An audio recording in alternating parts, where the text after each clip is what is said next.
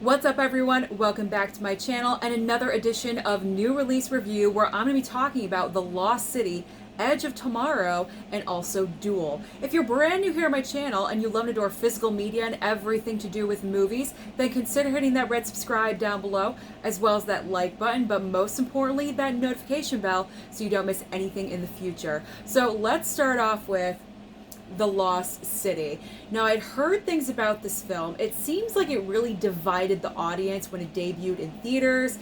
Either a lot of people said it's a great movie, it was fun, they had a great time with it, or people absolutely just did not like it at all. So where did Susan land when it came to The Lost City?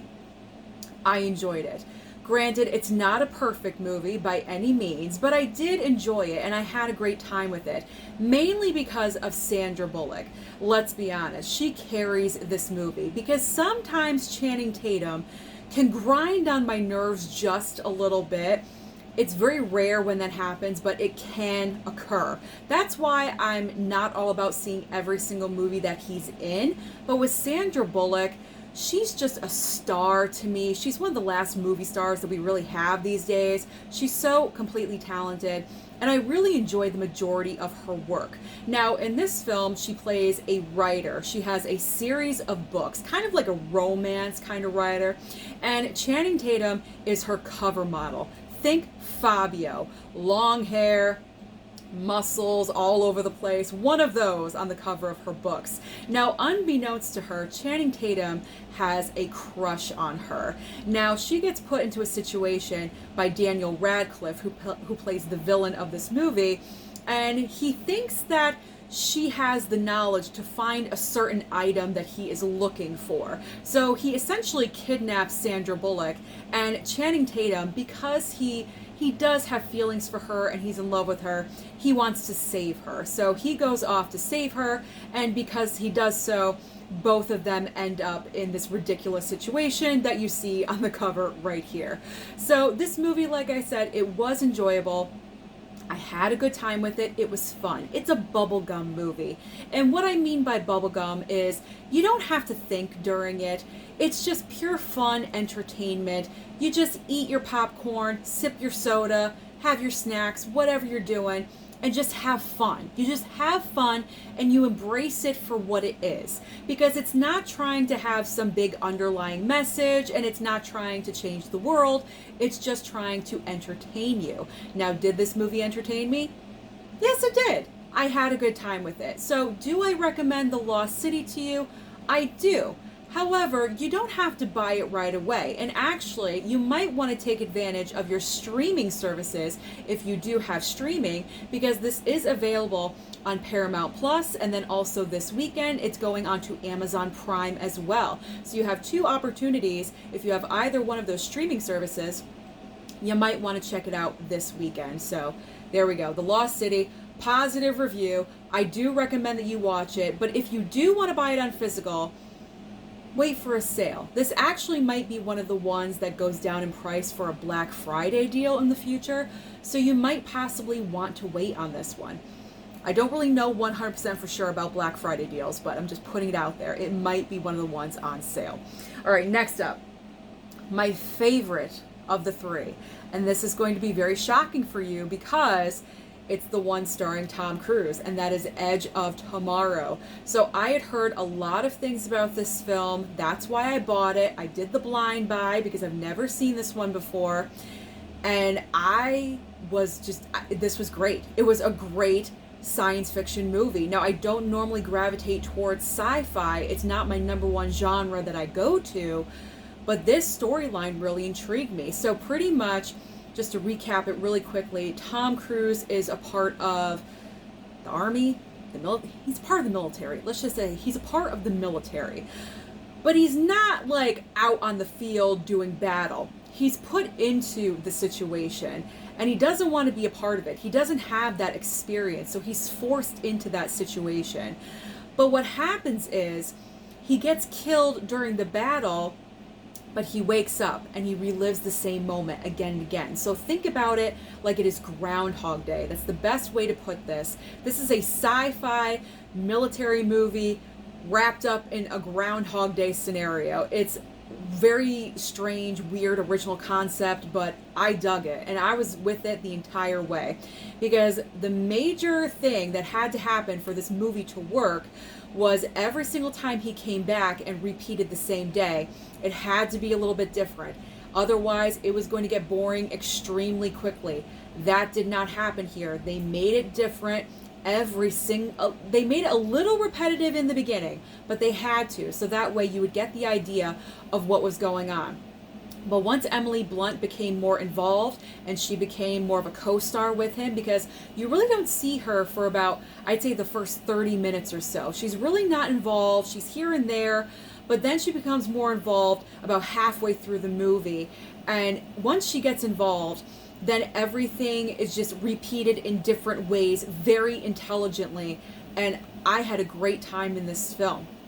It's a full-on action movie. There's aliens in here. That's what they're doing in this movie. They're battling aliens.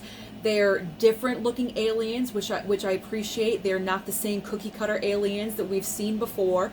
Completely different, which was great to see.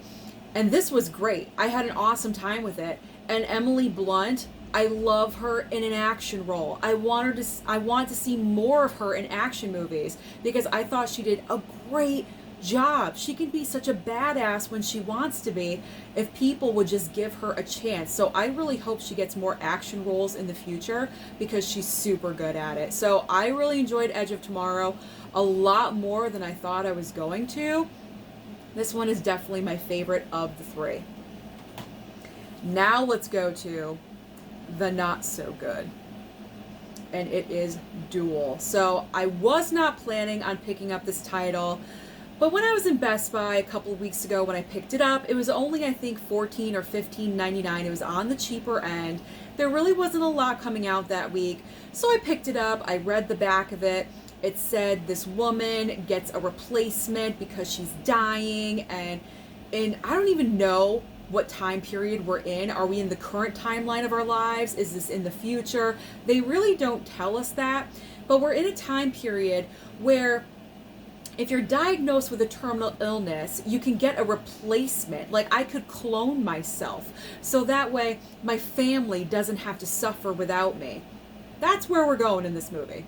So Karen Gillan right here, who we know as Nebula from Guardians of the Galaxy and Avengers films, she decides to replicate herself because she is going to pass away, until she finds out she's not going to. She was misdiagnosed or something, so now she doesn't need her replacement anymore, but her replacement does not want to die. So now they're put in a position where they have to fight to the bitter end, so one is left standing.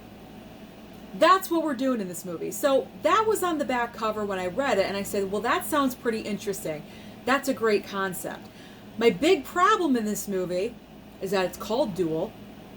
In the movie itself, Karen Gillan is training because you have, it's like Hunger Games at the very end. You have to fight for your life. So once she finds out that she has to fight her replacement to see who's going to live out her life as herself, she starts training. She starts training with, what's his name? Aaron Paul? Yeah, Aaron Paul from Breaking Bad. So he's kind of like her trainer for this whole Hunger Games scenario. She's training. She's going through different scenarios.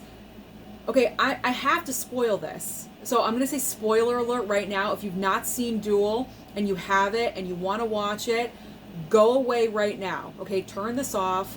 Turn this off.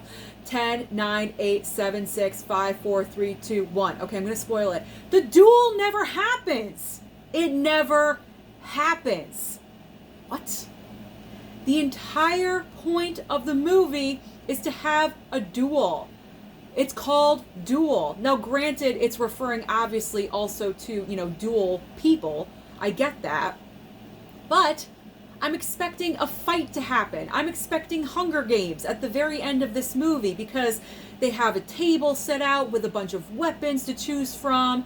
And I'm getting all excited because I'm thinking, wow, it's going to be a great fight scene at the very end. And Karen Gillan with her, her activity level in the Jumanji films and also in Guardians and Avengers. I thought this was a great part for her. And it never happens. What? That was frustrating.